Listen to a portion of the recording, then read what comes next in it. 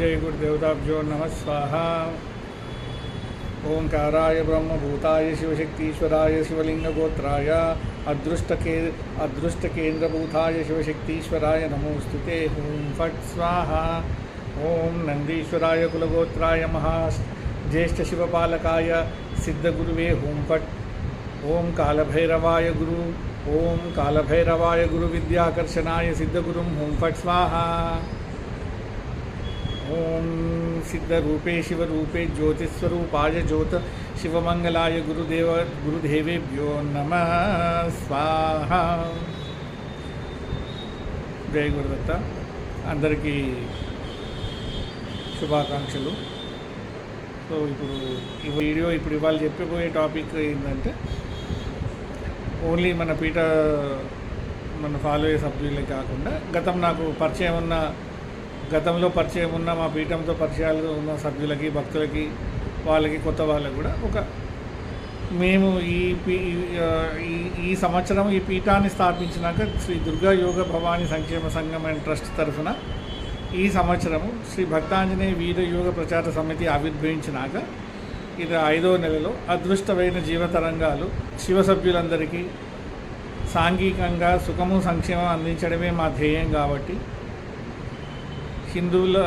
హైందవ కుటుంబాలన్నీ కూడా అదృష్టమైన దేవతరంగాలతో జీవించాలని మా యోగ శాసనం కాబట్టి మా తరఫున నిరంతరము అమ్మవారి ఆదేశం ప్రకారము, సిద్ధయోగుల అనుగ్రహం ప్రకారము మా ట్రస్ట్ తరఫున చేసే సేవా కార్యక్రమాల్లో నిరంతరము అందరికీ అన్ని లెవెల్స్ ఆఫ్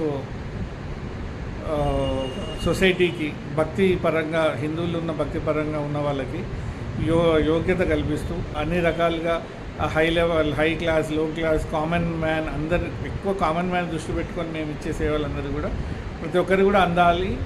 అందులో అది దైవ స్వరూపము, దేవతల అనుగ్రహం అందరూ పొందుతూ, కులదేవతల అనుగ్రహం అందరూ పొందుతూ ముందుకెళ్ళాలన్న మా జీవిత ఆకాంక్షంలో మేము ఇంట్రడ్యూస్ చేసే సర్వీసెస్లో ఇంకొకటి ఏంటంటే శ్రీ కులదేవత గాయత్రి శుక్రమార్జనము, శుక్రదేవతల అనుగ్రహం పొందుతూ నిత్య జీవన సాఫల్య ఉపచార కేంద్రాన్ని ఉపచారాలని ఈ జూలై ఈ గురు పూర్ణిమ తదుపరాంతి వచ్చిన రాఖీ పౌర్ణమి నుంచి అందరికీ అందుబాటులోకి తీసుకురావడం జరిగింది. సో ఏంటిది అంటే మీ నిత్య జీవితంలో భోగాలు అనుభవించాలన్న కోరిక ప్రతి హిందువుకి, భక్తుడికి ఉంటుంది. డే టు డే లైఫ్ సాఫీగా సాగడమే కాకుండా నిత్య జీవితంలో కూడా ఒక పండగ వాతావరణం ఉండాలి. నిత్య జీవితం ఆనందమయమై ఉండాలి, ఆరోగ్యవంతమై ఉండాలి, యవ్వనవంతమై ఉండాలి. సో మన నిత్య జీవితంలో ఆ దైవిక ఆరాధనతో పాటు సుఖ సంతోషాలు మనతో ప్రేమపూర్వకంగా మన నిత్య జీవితం ప్రేమపూర్వకంతో పాటు కాకుండా ఐశ్వర్యవంతంగా, సుఖవంతంగా, ఆనందంతో కూడిన భవబంధనాలు ఒక కుటుంబంలో ఉంటే అది సొసైటీలో రిఫ్లెక్ట్ అవుతూ, ఒక కుటుంబం బాగుంటే ఆ సభ్యుల వల్ల ఆ ఆనందము, ఆ ఆహ్లాదము వాళ్ళు పనిచేసే ఆఫీస్లో, సొసైటీలో, వాళ్ళ ఫ్రెండ్ సర్కిల్లో అది రిఫ్లెక్ట్ అవుతుంది. So positivity will be reflected to others also. ఒకరు ఆనందంగా ఉన్నారు, హ్యాపీగా ఉన్నారు, కాన్ఫిడెన్స్ ఉన్నారంటే వాళ్ళ వల్ల నలుగురు బాగుంటారు. సో మన సిద్ధయోగులు ఇచ్చిన మన జ్ఞానము పూర్వకాలన్నీ ఏం చెప్తున్నాయి? భక్తి, సాధన, ఉపాసన దేవుడు ఓన్లీ మోక్షాని కోసమే ఇవ్వలేదు. మోక్షం అంటే దాని పరమార్థాలు ఇంకెన్నో ఉన్నాయి. మీరు ఊహించే మోక్షము అది ఏదో ఒకే స్టీరియో టైప్ ఆఫ్ మీనింగ్తో ఆలోచిస్తారు. మోక్షం అంటే సన్యాసం పుచ్చుకోవడం అను, జీవితాన్ని, నిత్య జీవితంలో ఉన్న సంఘర్షణని, కర్మయోగాన్ని వదిలిపెట్టి సాధు సంతు జీవితాన్ని, సన్యాస జీవితాన్ని, ఆశ్రమవాసాన్ని పొందాలని అనుకోవడము, అలాగే వివిధ సభ్యులు, వివిధ మనుషులు వివిధ రకంగా ఆలోచిస్తారు. కానీ మోక్షం అంటే అది కాదు, దాని అంతర్గత పరమార్థాలు ఎన్నో ఉన్నాయి. సో మనకు భగవద్గీత చెప్పిన ఆధారంగా కర్మయోగం, ధర్మం ప్రధానము. మనం జన్మించిన యోగ ఫలం అనేది మనం ఈ ప్రకృతి ద్వారా ఈ సమాజానికి అందిస్తూ మన నిత్య జీవితంలో ఆనందం సంక్షేమాన్ని ధరిస్తూ ఉద్ధరిస్తూ జీవించాలి. అది యోగా అర్థం పరమార్థము. సో మోక్షం అంటే ఇది కాదు, ఇది లేదంటే మళ్ళీ జన్మరాహిత్యమే మోక్షం అని కొందరు అనుకుంటారు. సో నేను దాని లోతుల్లోకి వెళ్ళట్లేదు. నేను ఇక్కడ ఏం చెప్తున్నానంటే నిత్య ఉపాసన సాధన, హిందూ మతం ఇచ్చిన ఉపచారాలు ప్రచారాలు భక్తి అన్నీ కూడా మన స్థితంలో ఉన్న మన నిత్య జీవితం కూడా శక్తివంతంగా అనుగ్రహవంతంగా ఆనందవంతంగా జీవించడానికి కూడా మన యోగులు మనకి వ్రతాలు ఉపాసన పూజ యోగ సాఫల్యం ఇచ్చారు. మన నిత్య జీవితంలో భక్తి యోగం చేత శక్తి యోగం చేత స్థిరాస్తి పొందుతూ స్థిరలక్ష్మి ఆకర్షణను పొందుతూ ఒక ఫ్యామిలీ మ్యాన్, ఒక కుటుంబం, ఒక గృహస్థ జీవుడు అనేవాడు ఆనందంగా డెకరేటెడ్ లైఫ్ని జీవించాలని కూడా మన పూర్వీకులు మన యోగులు మనని ఆదేశిస్తున్నారు, చెప్పారు, చూపించారు. ఆ దారిలో మనం వెళ్ళాలి. సో ఇప్పుడు ఏంటంటే డే టు డే లైఫ్లో ఈ నిత్య జీవితంలో ఉపాసనా శక్తిపీఠాలు కరువైపోయినాయి. హిందూ అనే ఒక భక్తుడికి యోగుడికి బ్రహ్మత్వం బ్రాహ్మణత్వం యోగత్వం గాయత్రీతత్వంతో కూడిన ఒక గురు విద్య ఆకాశ కేంద్రంగా, ఆకాశ కేంద్రం అంటే ఆకాశతత్వం విశుద్ధ చక్రం, జ్ఞానానికి సంకేతం ఆకాశం, జ్ఞాన కేంద్రంగా తేజోవంతమైన అగ్ని తేజస్సుకు సంకేతం. సో దేవతల్ని నువ్వు ఎలా పొందుతావు, దేవతలతో నువ్వు ఎలా ఆకర్షించుకుంటావు? మన నిత్య జీవితంలో మన మత సాంప్రదాయంలో దేవతల్ని మనము ఎలా సంభాషించుకుంటాము, దేవతలతో మనం ఎలా సంపర్కం అవుతాము, దేవతా కృపా కటాక్షలు మనం ఎలా పొందుతామయ్యా హిందువులారా చెప్పండి అని మనం అనుగ్రహించుకుంటే తేజో విద్య ద్వారా మనము నిత్యము ఆ గురువు మాతంగి ద్వారా ఆ గురువు మాత ద్వారా ఆ సరస్వతీ కటాక్షంతో విద్యా కటాక్షంతో గురుకుల కటాక్షంతో మనము దేవతల్ని సంపర్పించుకుంటూ కనెక్ట్ అవుతూ కమ్యూనికేట్ అవుతూ కనెక్ట్ అవుతూ జీవిస్తూ ప్రార్థిస్తూ సాగుతున్న ఒక మతాచారం మనది. హిందూ మతం అనేది యోగత్వం మీద ఆధారపడింది, తేజస్సు మీద ఆధారపడింది. తేజో మహిమ విద్య, తేజో మహిమహావిద్య, తేజో మహావిద్య, తేజో మణిమయ మహావిద్య, ఇవన్నీ కూడా మన పూర్వీకులు గురుకుల సాంప్రదాయాన్ని ఒక తేజస్సు ద్వారా మనకు అందించారు. ఆ తేజస్సు ఆ మూల దేవత ఆ మూల సరస్వతి లక్ష్మి దుర్గా కటాక్షమే యోగమైనప్పుడు గాయత్రి మాతలాగా ఆ తేజోమైన మహారాణిలాగా నారాయణిలాగా అమ్మవారు మనకు దర్శనమిస్తుంది. సో గాయత్రి మంత్రోపదేశము ఆచార్యులు సిద్ధాంతులు అర్చకులు వారి గురుకుల సాంప్రదాయం ప్రకారం తీసుకుంటూ ఈ యోగతత్వంలోకి ప్రవేశించి వారి బాధ్యతల్ని కొందరు ఉపాసనగాను కొందరు సేవగాను కొందరు ఆచారత్వంగాను స్వీకరిస్తూ ఉపదేశించుకొని ముందుకెళ్తారు. సో మన నిత్య జీవితంలో మంత్రము ఉపదేశము యంత్రము జ్ఞానము rituals day to day rituals పూజా కార్యక్రమాలన్నింటినీ కూడా మనము అగ్నిహోత్రం ద్వారా అగ్ని విద్య ద్వారా మనము పాటిస్తున్నాము. దీపం వెలిగించుకుంటే పూజ చేస్తామా? చెయ్యం అలా. సో అగ్నిహోత్రులము. హిందూ మతం అనేది అగ్ని విద్య ద్వారా ఆధారభూతమై ఉన్నది. సో ఈ అగ్ని అనేది నీకేం కనబడుతుంది? తేజస్సును ప్రసాదిస్తుంది. అగ్ని ఊర్జాకి తేజస్సుకు ప్రతీకము. అలా గాయత్రి మాత యోగ సిద్ధి గురువు గురు విద్య గురుకులము జ్ఞానము ఇవంతా కూడా తేజో కేంద్రాలు. ఈ తేజస్సు అనే గురు విద్య ద్వారా యోగా సాధన అనే విజ్ఞానం. యోగం అంటే అష్టాంగ యోగము మనం ప్రాణాయామమే అనుకోవద్దండి. యోగం అంటే అన్ని రకాలమైన యోగ సిద్ధి. దాంట్లో ధ్యానయోగము మంత్రయోగము క్రియాయోగము యంత్రయోగము మంత్రయోగము అగ్నిహోత్రము ఇవన్నీ రకాల యోగం అనేది ఒక వృక్షం అయితే ఇవన్నీ కూడా బ్రాంచెస్. యోగ ఆసనాలే యోగా అని అపోహపడుతున్న మహానుభావులు ఎంతోమంది ఉన్నారు హిందూ మతంలో. యోగం అంటే కలయిక, ఆత్మ పరమాత్మతో కలవడానికి ఉన్న జ్ఞానస్థితి. సో అలా ఈ యోగ సాధన ద్వారానే మనము మనం చేసే అర్చనాలు, పూజలు అన్నీ కూడా ఆధారమై ఉన్నాయి. అంటే దేని మీద ఆధారం ఉంది అంటే నువ్వు నిత్యం చేసే మంత్రము, జపము, సంకల్పము, దీపము, ఆరాధన, ప్రేయరు, గుడికి వెళ్ళి నువ్వు చేసే కృతువులు, ప్రార్థనలు, ఉపాసన, ధర్మకార్యాలు, మనం ధర్మాన్ని ఆచరించేది కూడా ఈ యోగ సిద్ధాంతం పైనే ఆధారం ఉన్నది. నీ కర్మఫలాలు కూడా నీకు ఆశీర్వదించిన యోగ సిద్ధాంతం పైనే ఆధారపడి ఉంది. ఆధారం అంటే ఒక హెలికాప్టర్ వచ్చి దిగాలంటే ఏ ఆధారం? అక్కడ హెలిప్యాడ్ ఉంటే అక్కడ దాన్ని ఆధారం చేసుకొని దిగుద్ది. అసలు ఆధారమే లేదనుకో, పైనుంచి ఆకాశం నుంచి వచ్చే హెలికాప్టర్ కానీ, హెలిప్యాడ్, ఏరోప్లేన్ కానీ ల్యాండ్ అవుతుందా?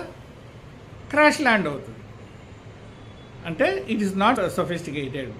ఇప్పుడు మన హిందూ సమాజంలో ఈ కలికాలంలో వచ్చిన ప్రాబ్లం ఏంటంటే, పరమత దాడుల ద్వారా, భారతీయ సంస్కృతి మీద పరమత దాడుల ద్వారా వేరే మతాలు, వేరే కంట్రీస్ ద్వారా వచ్చిన రూలర్స్ మనల్ని దాడి చేసి, మన కల్చర్ని డిస్టర్బ్ చేసి, మనకి జనరేషన్ టు జనరేషన్ అందిపుచ్చుకొని ఉన్ని గురువు నుంచి శిష్యుడి ద్వారా వచ్చిన కేంద్రము, తేజస్సు, జ్ఞానాన్ని డిస్టర్బ్ చేశారు. అది పరిపూర్ణంగా అందనీయకుండా చేశారు. అలా నానా రకాలుగా హిందూ మతం మీద, ఆలయాల మీద దాడి. హిందూ మతం అంటే ఆలయాలే కాదండి, గురుకులం. ఒక గురుకులము, గురు పీఠాధిపతి ఉంటే 1000 ఆలయాలని ప్రాణప్రతిష్ఠ చేసి కట్టొచ్చు. ప్రాణం పోయే ఆచార్యుడు వచ్చి విగ్రహానికి ప్రాణప్రతిష్ఠ చేయకుంటే దేవుడు దాంట్లోకి ఎలా వస్తాడు? సో గురుకులం గొప్పది, గురువు, ఆచార్యుడు, గురు పరంపరలు గొప్పవి.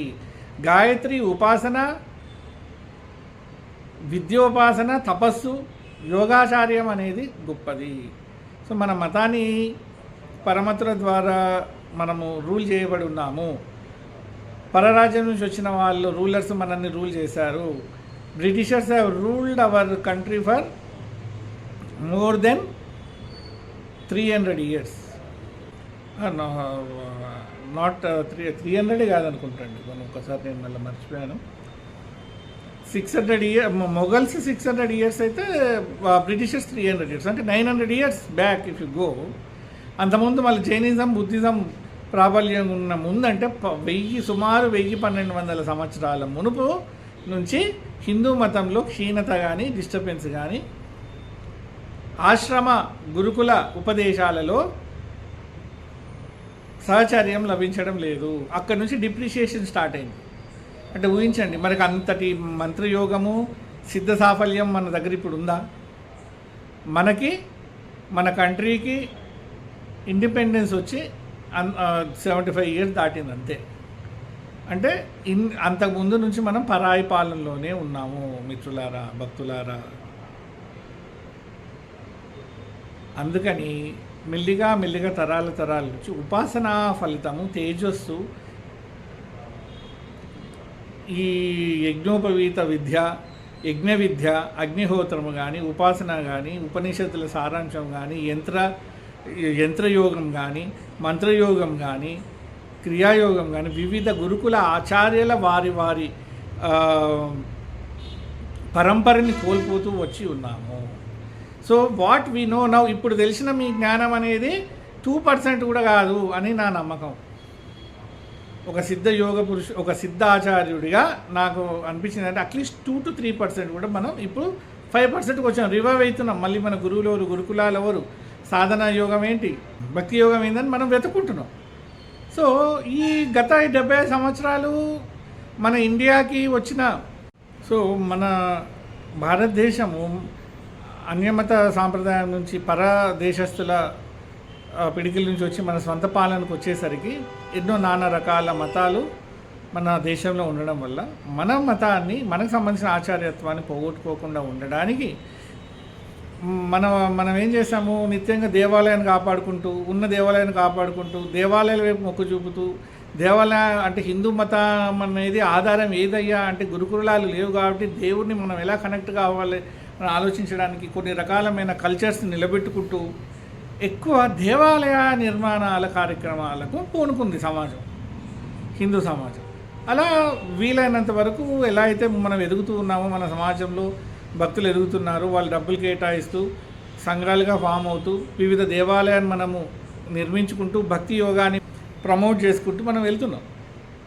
అప్పటి నుంచో ఉన్న కొన్ని మిగిలిపోయిన కొన్ని పెద్ద ఆశ్రమాలు మాత్రమే మనకు అందుబాటులో ఉండి దాంట్లో కొంతమంది యోగాచార్యులు మళ్ళీ వారి గురుకులం నుంచి వచ్చిన భక్తి వేదాంత సాధకులు కొంతమంది, సాధు సంతులు కొంతమంది సనాతన ధర్మాన్ని ముందుకు తీసుకెళ్తూ నార్త్ ఇండియాలో ఒక తరంగా, సౌత్ ఇండియాలో ఉన్న స్వామీజీలు వాళ్ళ కృపాచార్య వాళ్ళ పూర్వీకుల ఆచార్యత్వాన్ని వారి దేవతా స్థితులుని ఫాలో అవుతూ ఆ దేవతా ఆశ్రమాలు నిర్మించుకుంటూ వారికి సంబంధించిన ఆలయాలను నిర్మించుకుంటూ ప్రమోట్ చేసుకుంటూ ముందుకు వస్తుంది.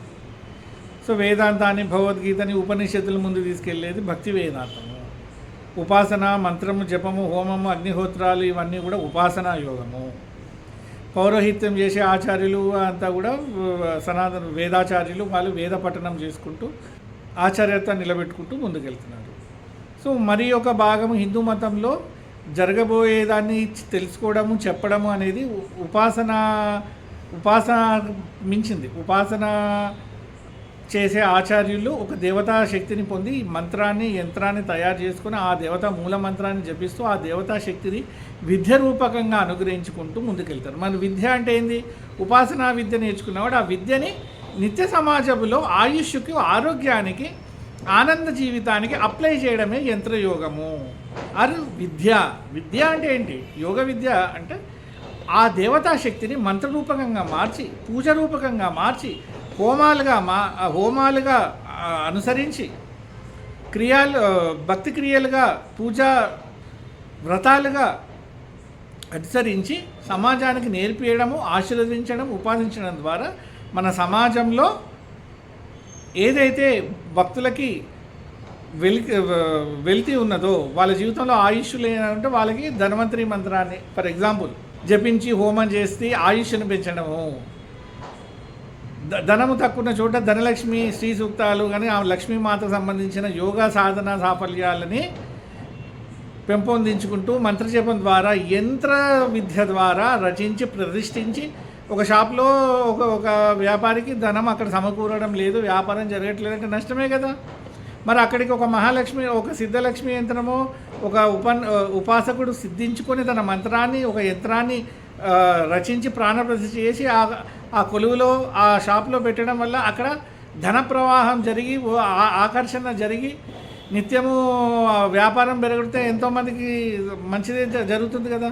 అంటే మన నిత్య జీవితంలో ఉన్న అవసరాలకి యోగ సిద్ధిని అప్లై చేయడమే విద్య అంటాము. సో ఈ విద్యల్ని అప్లై చేసే పరంపర కూడా ఆచార్యులు కూడా ఉంటారు.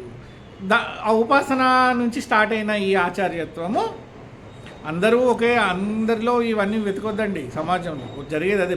పురోహితుడి దగ్గరికి వెళ్ళి జ్యోతిష్యం అడుగుతారు చాలామంది. పాపం వాళ్ళకి తెలిసిన బేసిక్ ఏదో చెప్తారు పంచాంగం చూసి, కానీ వాళ్ళు జ్యోతిష్యులు కాకపోవచ్చు. అయి ఉండాలని రూల్ లేదు. ప్రతి ఒక్కటి ఒక పరమ విద్య. సో ఉపాసన నుంచి స్టార్ట్ అయినా జ్యోతిష్యాన్ని అధ్యయించేవారు జ్యోతిష్యాచార్యులు అవుతారు.